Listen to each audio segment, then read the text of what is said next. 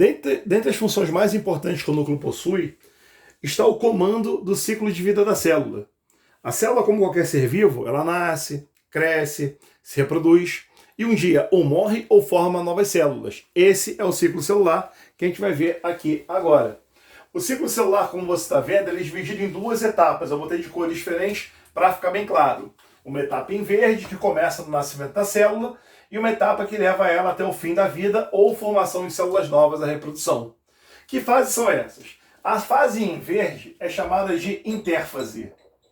Intérfase é a fase do ciclo celular onde a célula executa suas funções, onde a célula tem suas funções reais. Por exemplo, qual é a função de um leucócito seu, um glóbulo branco?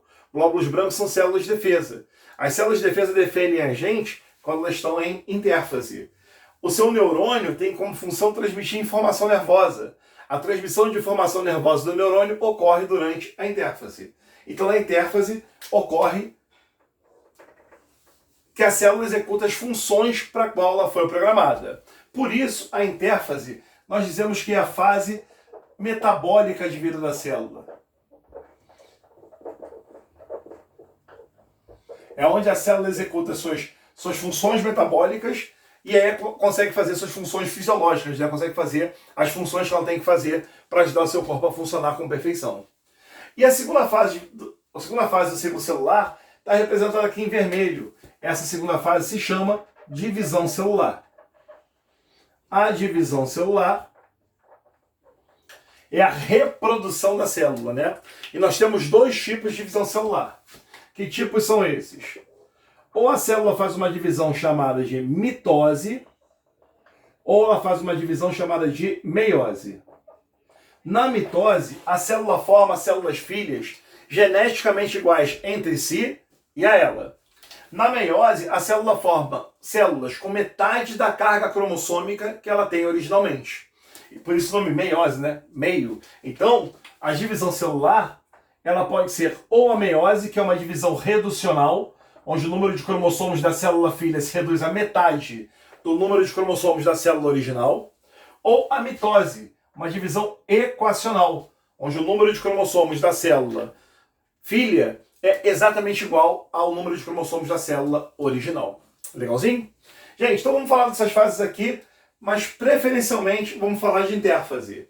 Por que não de divisão, Rangel? Porque divisão tem outros blocos de aula que a gente vai fazer em outro momento. Você vai ter aula especificando a mitose e a meiose para você. Então, ao falar do ciclo, a gente vai começar o ciclo quando? Quando a célula nasce.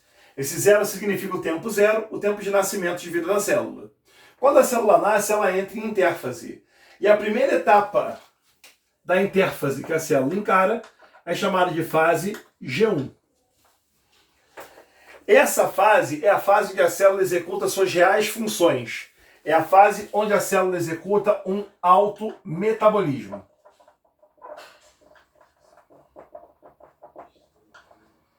Nessa fase, as funções metabólicas dela são altíssimas. Os retículos estão sintetizando ou proteína ou lipídio, granuloso, proteína, agranuloso, lipídio.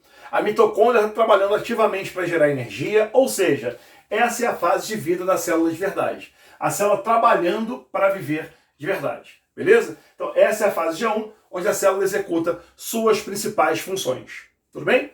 Aí passando a fase G1, a célula entra na fase S. A fase S, a segunda fase da intérfase, tem como função a duplicação do DNA. Ué, Rangel, mas já vai entrar em divisão? Não.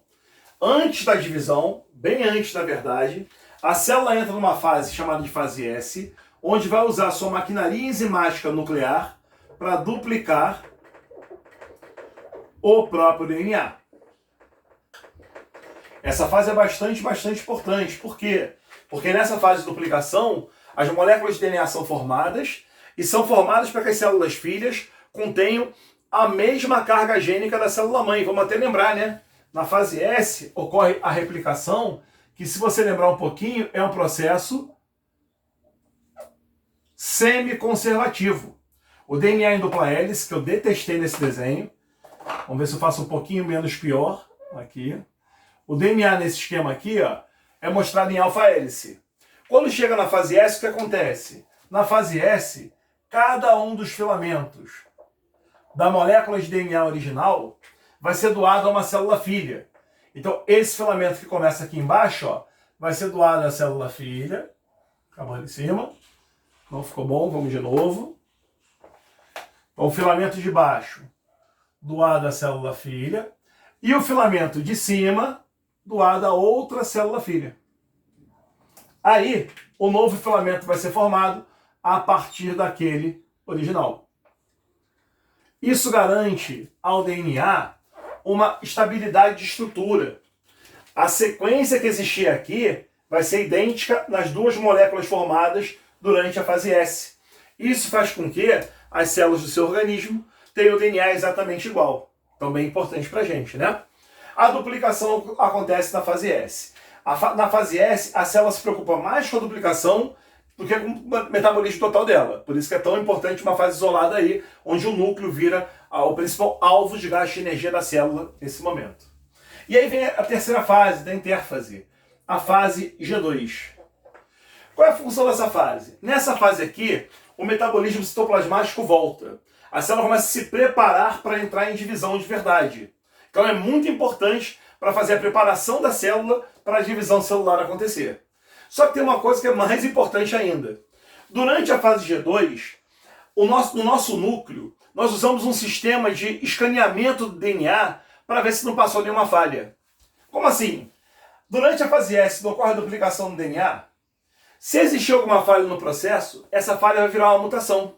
Então nós temos que ter aqui na fase G2 um momento importante que é o reparo do DNA. Para consertar algum erro que possa ter existido durante o momento da duplicação. Como assim, Rangel? Olha só. Vou inventar um filamento de DNA qualquer aqui para vocês, só para a gente explicar bonitinho. ATCG, GTCCTA, GT. Tá aqui. Se a enzima DNA polimerase for ler esse filamento de DNA para formar um novo filamento, ele vai usar aquela complementariedade que você deve lembrar ainda. Eu tenho quase certeza que você deve lembrar. Ó, se eu tenho adenina, em uma fita de DNA, na outra eu tenho timina. Timina em uma, adenina na outra. Então a timina se liga à adenina, assim como a adenina se liga à timina. A citosina se liga à guanina, assim como a guanina se liga à citosina. E a partir dessa complementariedade você monta a molécula nova. Por exemplo, se a fita de cima é G, a de baixo é C. Aqui é T, embaixo entra quem? A. E é só a gente fazer o resto. C com G, aqui G, tal, tal, tal, tal. E aí a gente consegue duplicar a molécula a partir da complementariedade, mantendo a informação original. Se você prestou atenção, um pareamento aqui não era o que era para acontecer. Eu pareei a guanina a molécula de timina, certo? Da mesma forma que eu errei, a enzima DNA polimerase também pode errar. E se ela errar, sabe o que vai acontecer aqui? Vai haver uma mutação, alterando a sequência do DNA, que pode alterar a sequência de um gene, que pode alterar a sequência de uma proteína. Isso pode virar uma mutação. E essa mutação pode ser ruim para o organismo. Então o que acontece? Quando um erro desse aqui acontece, lá na fase G2 vai rolar o reparo do DNA. Qual é a relevância desse reparo? Substituir nucleotídeos colocados erradamente na molécula pelos nucleotídeos que realmente deveriam ser colocados. Então na fase G2, o reparo do DNA acontece para evitar que esse tipo de alteração gere mutações que possam levar à morte do organismo. Detalhe importante. Nem sempre isso ocorre 100%. Tanto não ocorre que ocorre evolução. Algumas mutações passam, criam características novas, vem a seleção natural e escolhe o mais apto. Beleza? Então esse reparo aqui é importante, mas pode ser que rolem algumas passadas desses erros, gerando um mecanismo de evolução. Tá legal? Acabando a fase G2, a célula entra em divisão celular, mas isso a gente vai deixar para uma outra videoaula. Tudo bem? Mas não acabou não, deixa eu te contar uma coisa importante. E se esse reparo aqui não for eficiente? E se esse reparo deixar permitir passar bastante mutação? Vale a pena a célula dividir? É isso que a gente tem que pensar. Quando a gente fala do ciclo celular, esse processo não precisa ser contínuo. Assim como as fases não precisam levar o mesmo tempo. Do jeito que está desenhado aqui, dá a nítida impressão de que a fase G1, a fase S, a fase G2 e a divisão levam o mesmo tempo. Isso é só um esquema. Eu podia ter a célula nascendo aqui, G1, S, G2, divisão. Ou então, G1, S, G2, divisão. Ou seja, o tempo varia de célula a célula. O tempo não é a parte mais relevante. O que é relevante é a checagem do ciclo feita em alguns pontos específicos. Nós temos os chamados pontos de checagem do ciclo celular, que em inglês é chamado de checkpoint. Então existem alguns checkpoints importantes para ver se o ciclo está dando certo e a célula continuar evoluindo no ciclo. Um deles está localizado bem aqui, ó, no finalzinho da fase G1. É chamado de checkpoint 1. O checkpoint 1 ele tem como função ver se a célula está pronta a entrar na fase S. Ah, mas para quê? Se a célula não tiver nutrientes suficientes para parar o metabolismo e fazer a duplicação do DNA, não faz sentido entrar na fase S. Para se dividir, a célula aumenta de tamanho, aumenta de volume. Se o volume dela não estiver suficientemente grande, não tem por que entrar na fase S. Então o checkpoint serve para saber se a célula está preparada para evoluir para uma próxima fase no processo, no ciclo celular, e pode conseguir duplicar o seu DNA mesmo para fazer a divisão.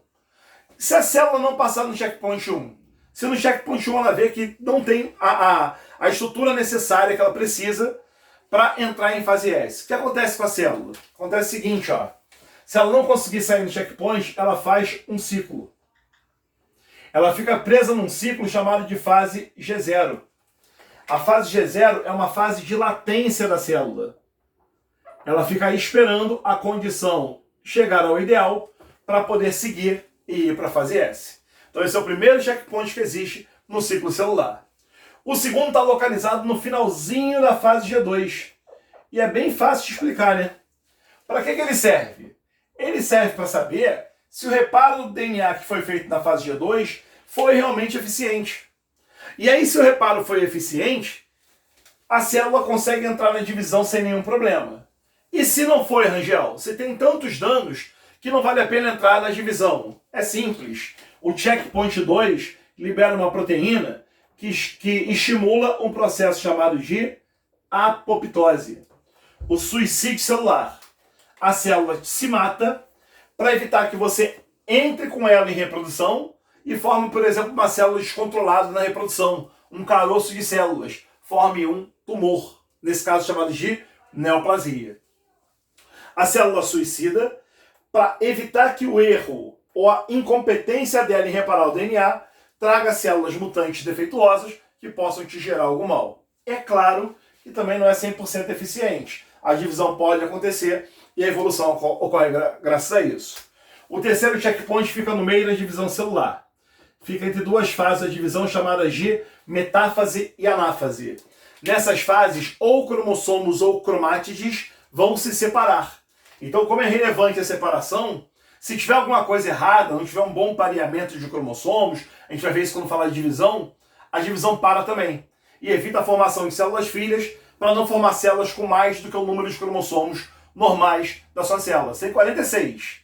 Uma célula, quando entra em mitose, forma 2 de 46. Então, na hora de dividir, tem que estar direitinho. Se tiver errado, ela para a divisão, graças ao checkpoint 3. Beleza? Com isso, a gente fecha o esquema do ciclo celular. Aproveita a imagem aí, tira aquele print maneiro. Valeu, galera. Até mais.